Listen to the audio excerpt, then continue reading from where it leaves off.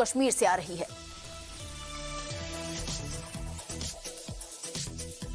और ये बड़ी खबर है जम्मू कश्मीर से आ रही है। आपको बता दें, जम्मू कश्मीर के कुलगाम में एक बार फिर से आतंक की गोली का निशाना बनी है एक स्कूल टीचर। जी हां, एक कुलगाम में हिंदू महिला की हत्या की है। आतंकियों ने महिला की हत्या कर दी और मृत महिला पेशे से टीचर बताई जा रही है। और सीधे रुक करेंगे हमारे सहयोगी प्रदीप दत्ता इस वक्त हमारे साथ लाइव जुड़े और ज्यादा जानकारी लेकर। प्रदीप, बताइए और क्या कुछ जानकारी है?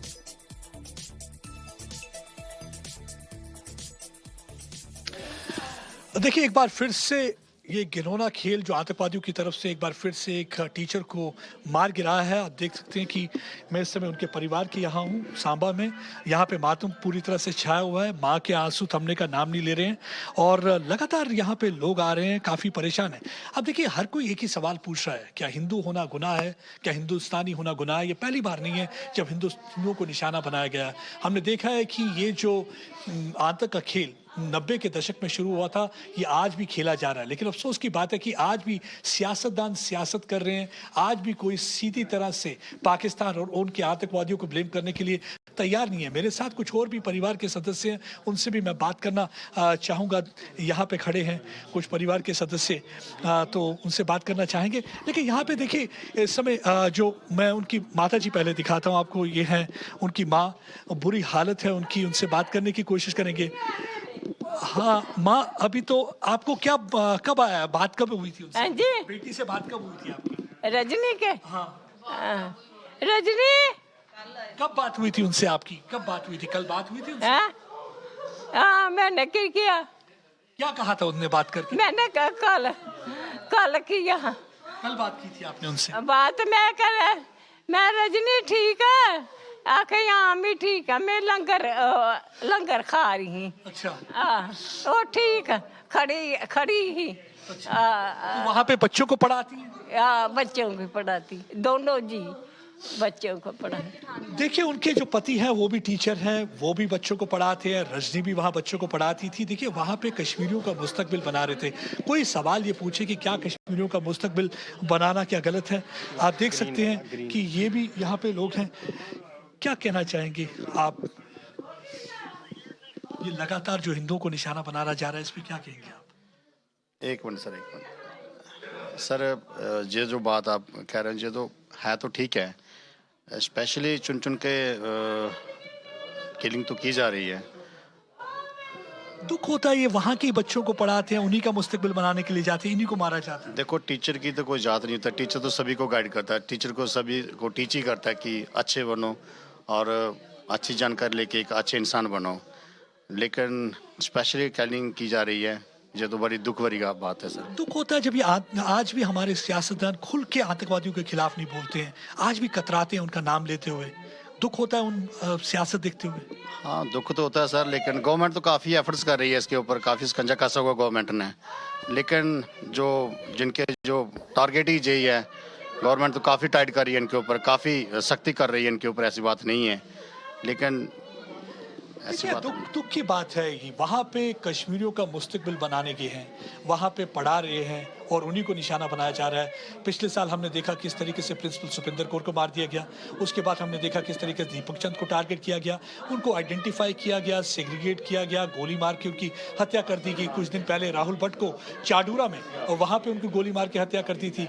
और अब आज रजनी बाला, जो कि सांबा की रहने वाली है, इनके पति भी वहाँ पे टीचर हैं और पिछले कई वर्षों से वहाँ पे प्राइम मिनिस्टर पैकेज के तहत वहाँ पे काम कर रही थी और आज उनको भी मार गिराया। तो आप खुद समझ सकते हैं कि किस तरीके से हिंदू और हिंदुस्तानियों को टारगेट किया जाता है। जैसे कि कोई सैफुल्ला को हमने देखा, कांस्टेबल को मारा था और उनकी बेटी को भी गोली चलाई थी। तो वो इसलिए क्योंकि वो हिंदुस्तान के साथ खड़े हैं, इसलिए कि हिंदुस्तान के झंडे के साथ खड़े हैं। लेकिन अफसोस की बात ये होती है कि आज भी हमारे कुछ सियासतदान जो है लाशों पर सियासत करते हैं। आज भी कोई खुल के पाकिस्तान के खिलाफ या आतंकवादियों के खिलाफ बोलने को तैयार नहीं है। मेरे ख्याल से वक्त आ गया कि सिविल सोसाइटी को बाहर निकलना होगा, सिविल सोसाइटी को इस आतंकवाद के खिलाफ बोलना होगा। नहीं तो ऐसा ही मातम का खेल जो 90 में शुरू हुआ था वो चलता रहेगा। कब तक ऐसा ये चलता रहेगा? ये मतलब एक सवाल मैं पूछना चाहता हूँ, क्योंकि आप माँ के अगर आंसू देखेंगे, किसी भी शख्स के माँ के आंसू देखकर पत्थर का सीना भी पिघल जाए। आप देखिए, उनके माँ के आंसू देखकर पत्थर का सीना भी पिघल जाए। लेकिन सियासतदान आज भी सियासत खेलने से बाज नहीं आ रहे हैं।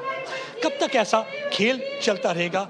और यही एक सवाल सब पूछ रहे हैं, क्या हिंदू होना गुनाह है? क्या हिंदुस्तानी होना गुनाह है? जी प्रदीप, बिल्कुल ये जो दुख दर्द है उसका अंदाजा भी नहीं लगाया जा सकता है, कोई और अंदाजा भी नहीं लगा सकता। ये ऐसा माहौल है इस वक्त, अपनों को खोया है। प्रदीप, आपसे जानना चाहेंगे जिस इलाके में दुर्घटना हुई है वहां का क्या माहौल है? क्या अभी भी चाक चौबंद सुरक्षा व्यवस्था है? कितनों को मार गिराया गया है? क्या आतंकियों को पकड़ा गया है? क्या कुछ अपडेट है उसके बारे में भी जरा जानकारी दीजिए। देखिए, अभी तक ये है कि आतंकवादियों को पकड़ा तो गया नहीं है, क्योंकि इन्हें खबर मिली है कि ये दो जो आतंकवादी हैं उनको आइडेंटिफाई किया गया है। लगता है कि लश्कर तोयबा के दो आतंकवादी हैं और उनके लिए तलाशी अभियान जो है वो जारी है। लेकिन हाँ, एक भय का माहौल जरूर है। आपने देखा होगा कि लगातार पिछले जब से राहुल भट्ट की हत्या हुई थी तब से हमने देखा है कि किस तरीके से कश्मीरी हिंदू वहाँ पे प्रोटेस्ट कर रहे थे, खासकर टीचर, और वो यही चाह रहे थे कि सुरक्षा उनको मुहैया कराई जाए। कुछ लोग कहते थे कि उनको शिफ्ट कर दिया जाए। मेरे साथ और परिवार के कुछ सदस्य भी हैं। मैं मालूम है दुखद घड़ी है, मुझे सवाल नहीं पूछना चाहिए। कभी आपको उन्होंने बताया कि वहां पे कोई डर था रजनी ने या कुछ? नहीं, कभी नहीं बताया। क्या कहना चाहते हैं आज के दिन जो ये हिंदुओं की टारगेट सामने दिख रहा है, इससे दुख और क्या हो सकता है?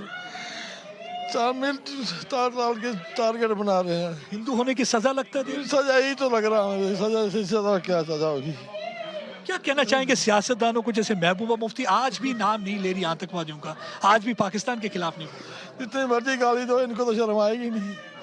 क्या होना इनको? कुछ नहीं होना इनको। जो भी होगा हमारे को होगा, इनको तो शर्म आनी नहीं है। अगर इनको शर्म आ जाए तो ये हाल क्यों हो? शर्म लेकिन आपको आती नहीं, यही ये परिवार के सदस्य कह रहे हैं। इनके आंसू देखिए, इनकी परेशानी देखिए। आपने सही कहा, इनके बगैर इनकी परेशानी कोई समझ नहीं सकता। बाकी लोगों के लिए तो वो स्टैटिस्टिक्स होंगे कि इतने मर गए और इतने मर गए, लेकिन परिवार से कोई पूछे, जो अपने लगते जिगर, जो अपने खून के टुकड़े को खो जाते हैं, उस बच्चे से पूछे जो माँ को खो लेता है, उस माँ से पूछे जो बेटी को खो लेता है, अभी तक उस माँ के सामने हम बोल नहीं पा रहे कि वो अब रजनी भला जिंदा नहीं है, क्योंकि अभी तक उन्हें बताया गया कि वो इंजर्ड है। लेकिन माँ को कहीं ना कहीं दिल में दर्द है, उसे मालूम है कि कुछ हो गया, कुछ अनहोनी हो गई है, लेकिन अभी तक उन्हें खबर नहीं दी गई है। इसीलिए यही वजह थी कि जब मैं आपसे बात कर रहा था वहां मैंने अपनी आवाज थोड़ी कम रखी थी, वहां उनके सामने मैं बोल नहीं रहा था कि क्या वो, इसलिए वैसा कोई सवाल पूछा नहीं, क्योंकि अभी तक उन्हें मालूम नहीं, क्योंकि वो चाहते हैं कि एटलीस्ट थोड़ा वो संभाल पाए उनको, उनके रिश्तेदार, ताकि एकदम बता के उनको शौक ना मिल जाए, क्योंकि बहुत प्यार करती है माँ अपनी बेटी से। और इस समय आप देख सकते हैं परिवार के यहाँ पूरा मातम छाया हुआ है, और पहली बार आप ऐसा देख रहे होंगे, नहीं पहली बार नहीं कहूँगा, कि लगातार 90 के दशक से आप देखिए लगातार ऐसी मातम भरी कहानियां हम आपको सुनाते हैं। हर बार जब मैं आता हूँ, रिपोर्ट करता हूँ, मैं सोचता हूँ कि आखिरी कहानी हो, मुझे इसके बाद कभी भी ऐसी रिपोर्टिंग ना करनी पड़े, मुझे कभी भी इस मातमदारी के बारे में बताना ना पड़े, मुझे कभी भी किसी के आंसू ना इस तरीके से पहुंचने पड़ जाएं कि किसी माँ को अपनी बेटी को खोना पड़े, किसी बाप को अपनी बेटी को खोना पड़े, किसी बच्चों को अपनी माँ को खोना पड़े, कभी ऐसा ना हो। लेकिन बार बार हम देख रहे हैं कि आतंकवादी किस तरीके से लोगों को चुन चुन कर निशाना बना रहे हैं, क्योंकि वो एक तो नॉर्मल सी नहीं देख पाते, जो दूसरी चीज को पहचान नहीं पाते हैं, वो कश्मीरियों के चेहरे पर मुस्कान, वो आर्थिक स्थिति, टूरिज्म पहचान नहीं पाते। जी बिल्कुल प्रदीप, आपने सही कहा। फिलहाल आपका बहुत बहुत शुक्रिया इन तमाम जानकारी के लिए प्रदीप।